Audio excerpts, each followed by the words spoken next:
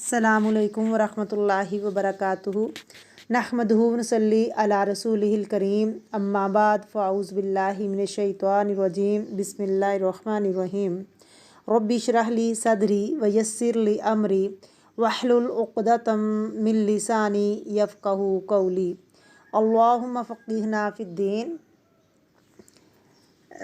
आयत नंबर 18 का थोड़ा सा पीछे से पढ़ लेते हैं और ये आयत नंबर 19 का आगे इंशाल्लाह हम तर्जुमा तफसीर करेंगे। सुम बहरे हैं, असम की जमा है अलिफ स्वाद मीम। सुम के आगे अलिफ लगा दीजिए। असम सिंगुलर है, सुम जो सुन ना सके। सुम बहरे हैं, बहरेपन को कहते हैं। कानों का हार्ड होना, सख्ती होनी कानों की।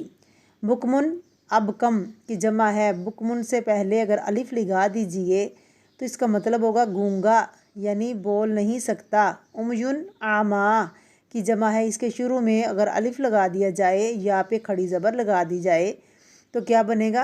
अंधा, अंधे। फ़ाहुम पास वो कौन, मुनाफिक। ला नहीं, यरजिऊन वो लौट सकते, लौटेंगे। इसका रूट वर्ड रा जीम आइन रजा। वाव नून जो है वो किसकी अलामत है? जमा की। पीछे हम पढ़ चुके हैं जमा की अलामत। वो नहीं वापस आएंगे, वो नहीं लौटेंगे। औ या काफ मनिन सैयब ज़ोरदार बारिश। सैयब किसको कहते हैं? ज़ोरदार बारिश को कहते हैं। स्वाद वाउबा इसका रूट है। सविब ज़ोरदार बारिश, ये हरूफ इल्लत है। अंग्रेज़ी में कितने वावल्स होते हैं? 5। इसी तरह अरबी में भी 3 वावल्स होते हैं और वो क्या हैं? वाव अलिफ या। इल्लत क्या होती है? उर्दू में भी कभी लफ्ज़ आता है अलील, बीमार को कहते हैं। अरबों के यहाँ जब कोई बीमार होता था तो वो कहता था हाय, तो वो कहते वाय। तो चूँकि वाय का लफ्ज़ बीमारी में इस्तेमाल होता है, इन हरूफ को भी हरूफ इल्लत कहने लगे। और जब वैसे भी किसी लफ्ज़ के अंदर ये लफ्ज़ आ जाएँ तो अपनी शेप बदल देते हैं। कभी वाव की जगह या आ जाती है, कभी या की जगह वाव आ जाती है, कभी दरमियान से अलिफ गायब हो जाता है, कभी वो ड्रॉप हो जाता है और कभी वो चेंज हो जाता है। यानी लफ्ज़ को बीमार कर देते हैं, यानी उसको असली हालत पर नहीं छोड़ते। तो जहाँ भी किसी मादे में, किसी रूट में वाव अलिफ या में से तीनों लफ्ज़ आएंगे, वहाँ आपको रूट ढूंढने में थोड़ी मुश्किल होगी। नज़र क्या आ रहा है? स्वाद या बा, लेकिन असल में स्वाद वाव बा सूब है। ठीक है, स्वाद वाव बा इसकी असल है, लेकिन वाव में तब्दीली क्यों हो गई ये एक अलग लंबी कहानी है। इसकी कतन आपको कोई ज़रूरत नहीं है, सिर्फ इतना ही जानना काफ़ी है कि स्वाद वाव बा है सैयब। तो सैयब कहते हैं, इसकी मिसाल ज़ोरदार बारिश की सी है। उनका हाल ऐसा है जैसे ज़ोरदार बारिश हो। क्या होता है? एक आम बारिश बरसती है और थोड़ी थोड़ी करके, और एक होती है ज़ोरदार बारिश। औ कसय्यबिम ज़ोरदार बारिश, उनकी मिसाल ऐसे है जैसे ज़ोरदार बारिश हो। मिनस्समाई आसमान से। समा कहते हैं बुलंद चीज़ को। सीन मीम वाओ इसका रूट है। अब इधर वाओ अगेन ज़ाहिर में अलिफ नज़र नहीं आ रहा, हकीकत में क्या है? समूम कहते हैं बुलंदी को, ऊंची चीज़ को। वैसे तो आसमान तर्जमा होता है अस्समाई का आसमान, लेकिन यहाँ बुलंदी मुराद है। मिनस्समाई आसमान से लफ्ज़ी तर्जमा, लेकिन मुराद क्या है? बुलंदी। क्या मुराद है? बुलंदी। मिनस्समाई आसमान से। तो अब आसमान से क्या आ रहा है? बारिश। और बारिश की तरफ जो है वो इशारा किसकी तरफ है? वही इलाही की तरफ। यानी बादलों से जो बारिश बरसती है वो वही इलाही की तरफ इशारा है, कुरान मजीद की तरफ, यानी कुरान पाक के अहकामात की तरफ, जो अहकामात नाजिल हो रहे थे। यानी क्या है? इसमें वाइद भी है, बातें भी हैं, वादे भी हैं, डराने वाली आयात भी हैं और खौफ भी है। तो इसलिए इसको यानी बारिश से तशबीह दी गई कि उसके अंदर क्या है? अंधेरा है, बादल का अंधेरा और फिर रात का अंधेरा, फिर ظلماتن فیہی اس میں ظلماتن ورادن اندھیرے ہیں اور کڑک ہے. ظلماتن اندھیرے ہیں اور کڑک ہے وہ آواز ہوتی ہے جو بادل گرجنے سے پہلے آپ کو سنائی دیتی ہے. بادل گرجنے سے جو آواز سنائی دیتی ہے وہ کیا کہلاتی ہے؟ رعدن و برقن. اور بجلی جب بادل کڑکنے لگتا ہے تو اس سے پہلے جو بجلی نظر آتی ہے یعنی چمک بجلی روشنی، تو برق اس روشنی کے لیے ہے جو بادل چمکنے سے پہلے ہمیں نظر آتی ہے. کوئی سین یاد کر لیں جب آپ نے اچانک آسمان پہ لائٹنگ دیکھی ہو، یہ اس کی طرف اشارہ ہے. اور اشارہ کس کی طرف ہے؟ وحی الہی کی طرف. یعنی آسمان سے جو کچھ بھی ان کے لیے اتر رہا ہوتا ہے وحی الہی، تو یہ اس کی طرف اشارہ ہے. یجعلون وہ ڈال لیتے ہیں، مذکر غائب کی علامت ہے. ڈال لیتے ہیں، وہ کر لیتے ہیں. جعلہ کا لفظی معنی ہوتا ہے ایک حالت سے دوسری حالت میں لانا. کیا ڈالتے ہیں؟ جعلہ وہ ڈال لیتے ہیں اپنی انگلیاں. کس میں؟ اپنے کانوں میں. وہ ڈال لیتے ہیں اپنی انگلیاں اپنے کانوں میں. اصابعہم، اصاب اس سب کی جمع ہے یعنی اپنی انگلیاں. انگلی کے پہلے حصے یعنی پہلے پور کو کہتے ہیں. اور یہ جو پور ہوتی ہے نا اس کو انامل کہتے ہیں.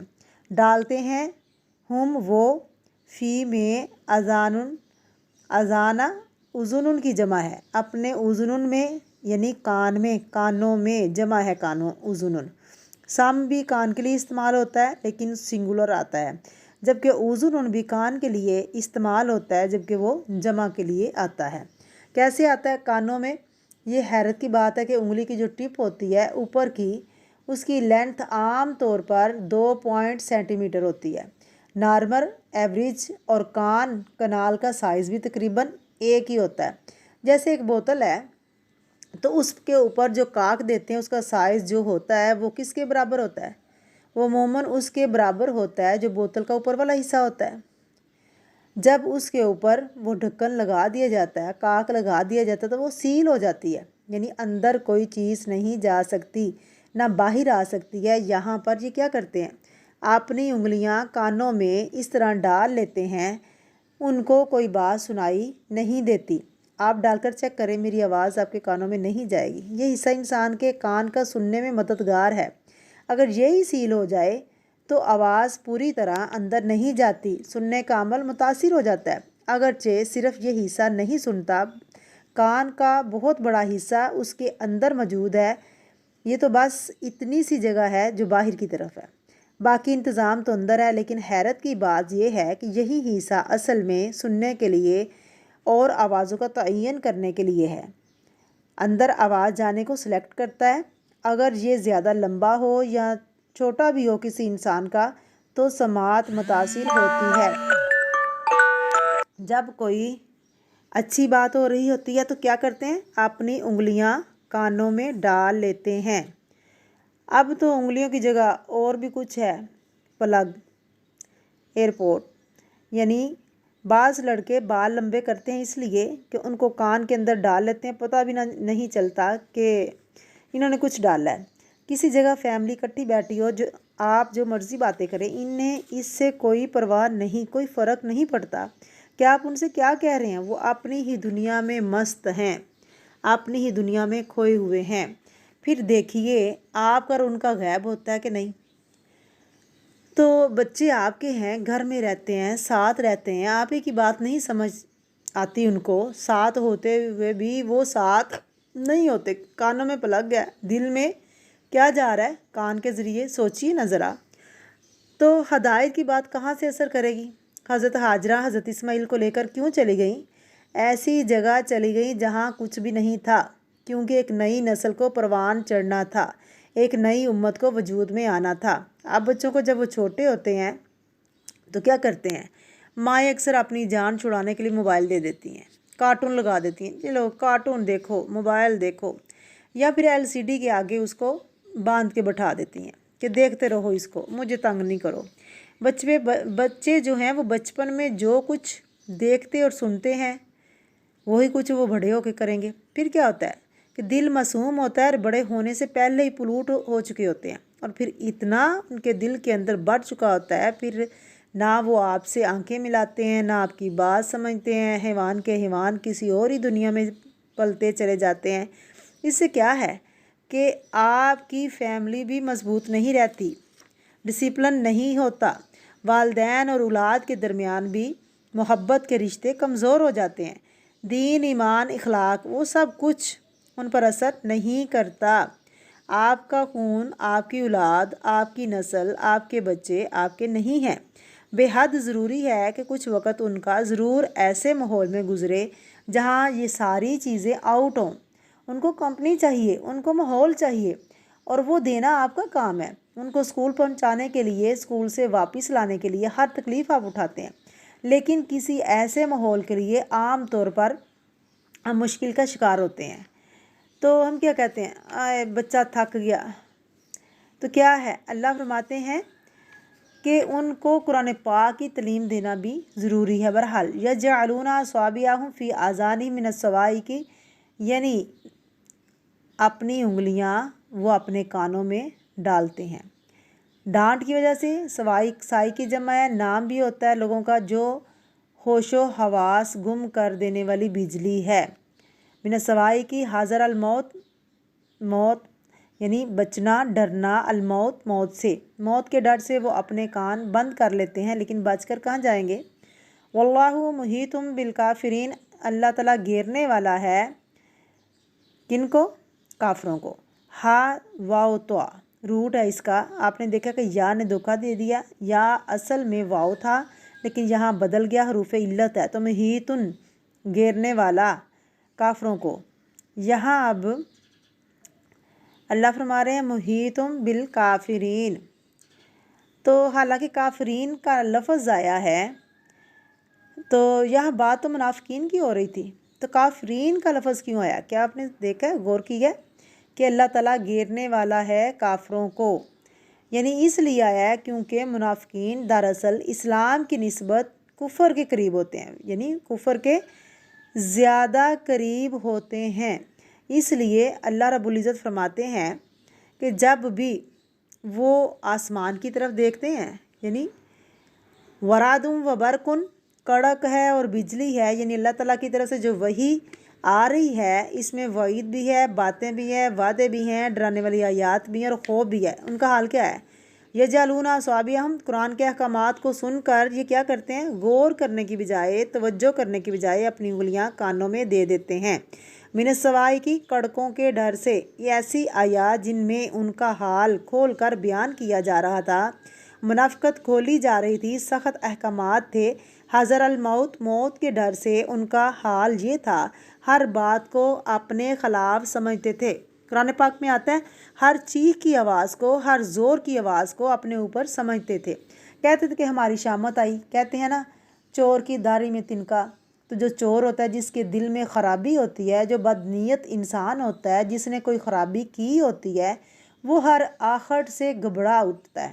مثلاً اگر کوئی شخص غلط کام کر رہا ہو تو آپ اچانک اس کے پاس چلے جائیں تو اس کی حالت کیا ہوتی ہے؟ حالانکہ آپ کو یہ پتہ بھی نہ ہو کہ اس نے کیا کیا ہے، گھبرا اٹھتا ہے نا، چونکہ اس کا دل چور تھا، دل میں ایمان نہیں تھا، دل کے منافق تھے، لہٰذا جب بھی کوئی ایسی بات سنتے تو ان کو ڈر لگتا کہ ہمارے بارے میں شاید آئی ہے، شامت ہماری آئی ہے۔ اسلام کے احکامات کو وہ اپنے لیے موت سمجھتے تھے، اللہ کے احکامات میں، زندگی میں انہیں اپنے لیے موت نظر آتی تھی، تو اس لیے تو اللہ رب العزت نے فرمایا کہ حاضر الموت، ان کو موت نظر آتی تھی۔ موت تو آنی ہے ایک دن، یہ جو مرضی کر لیں، موت تو آ کر ہی رہے گی۔ تو اللہ تعالیٰ ہمیں نیک کام کرنے والا بنائے، اللہ تعالیٰ جو حکم دیا ہے اس کے مطابق زندگی گزارنے والا بنائے، اور جن سے اللہ نے منع کیا ہے ان سے اللہ رب العزت ہمیں بچنے کی توفیق عطا فرمائے۔ السلام علیکم ورحمۃ اللہ وبرکاتہ۔